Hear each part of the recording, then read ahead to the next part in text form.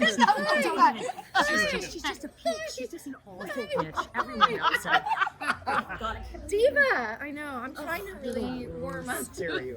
Oh, I thought we gave you human lessons. Listen, I'm trying, Julie. I'm trying. I'm really trying today. Alright. I am not Eddie. If I can start, what attracted you ladies to this project? I'm from Michigan, so I grew up in the Satanic Panic of the late 1980s. So, Want to go first? Yeah, listen, I loved the script. I thought it was incredibly well written. I felt like I was immersed in the time period. It was such a coming of age story too, just like the feeling of being in high school again, being in the 80s, and then also just the character of Tracy. I only got one script when I signed on, but talked to Matt and he said that the character is incredibly pivotal to the series and that we're going to learn a lot about why she is the way that she is, and so I immediately was like, I would love to do this.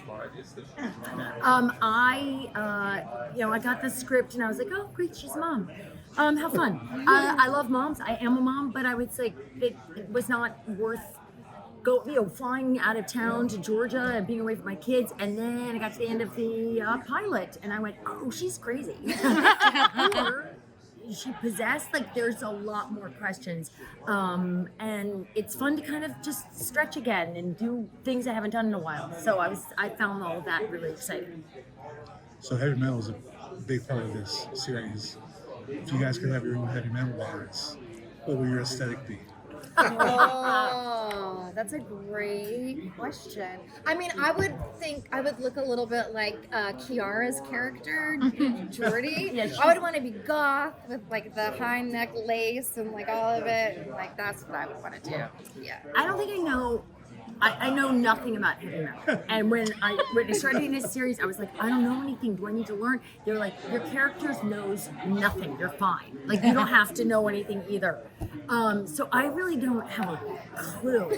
I don't at all. I mean, like Led Zeppelin was the closest I ever came to any like good album art. And like, it was scared me with the climbing the stairway to heaven way, and there's like the guy with the like, I don't even know what's going on in that. But I used to stare at that thing and get freaked out. I scare very easily. She does. She's the most.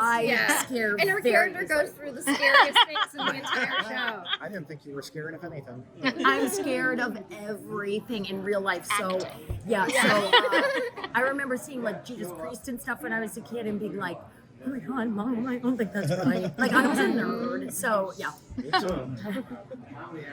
Do you guys have any like fun stories from filming that you can share with us? Well, I remember because I looked so different in the show, obviously with the wig and the hair and everything, and we had our first camera test, and I was all done up in the blue and everything tight, and I had my glasses on them, and I passed Julie. I was going to set, you were coming back, and you didn't recognize me. No, because that was my first day there. Yes. And I was like, I thought Anna was here. She was like very like marmed out. Very marmed out, and I went, marmed. Julie, it's me, and then you came back around, you're like, oh my God, wow, we look the best we've ever looked, don't we, in a show? We're really taking on that second half of our careers and tackling it with some great hair and really makeup. are. I love that you already talked about like you're playing a mom, and I really love that you are playing yet again another kind of religious zealot. But they're so different from the characters you guys have played in the past.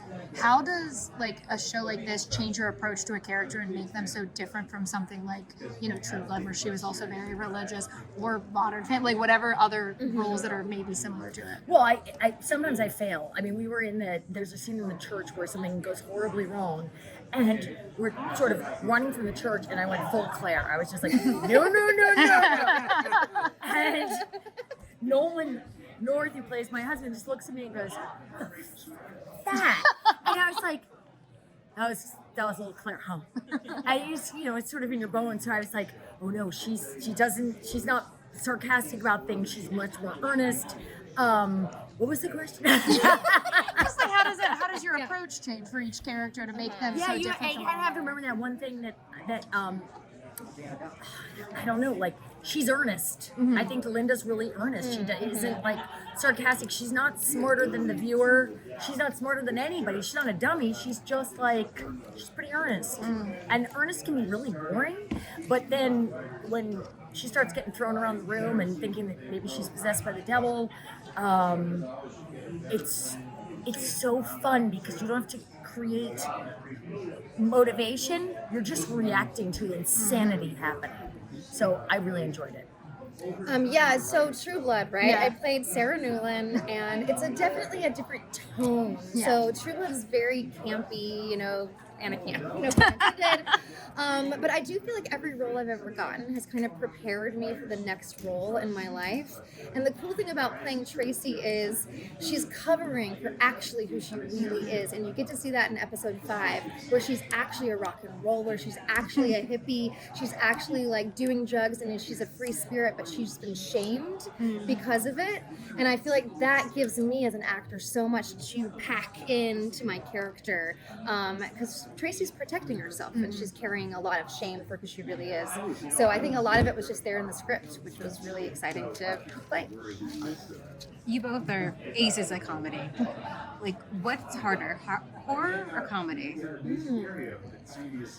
Comedy's pretty binary because it's like either like you make people laugh or you don't.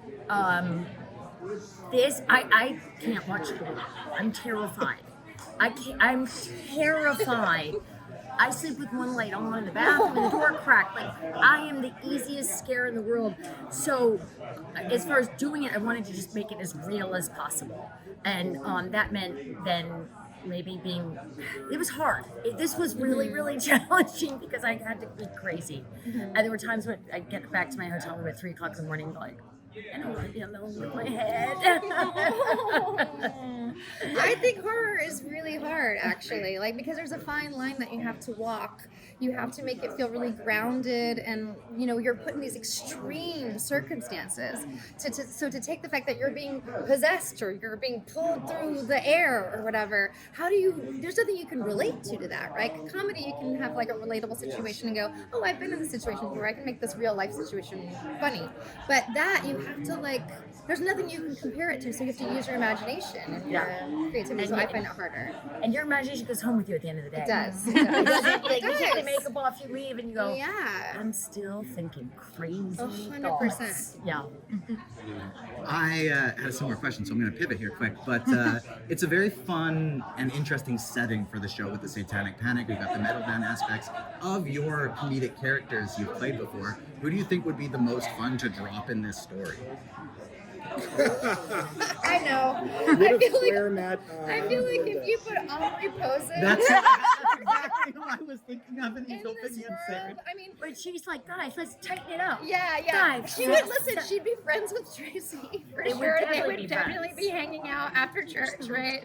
But I feel like the Aubrey that we meet in Pitch Perfect 3, because she has come a long way, she's not as uptight. I think she would be like, "What is this crazy ass world?" And she'd want to leave.